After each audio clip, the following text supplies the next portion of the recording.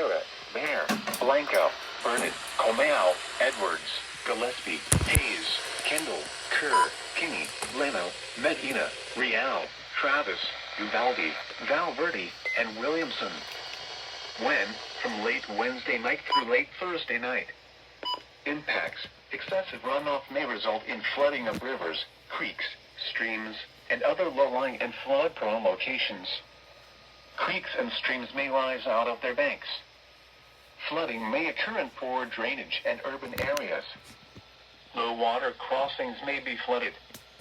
Additional details: rainfall amounts of 1 to 3 inches with isolated totals to 6 inches. http://www.weather.gov/safety flash. Flood. You should monitor later forecasts and be alert for possible flood warnings.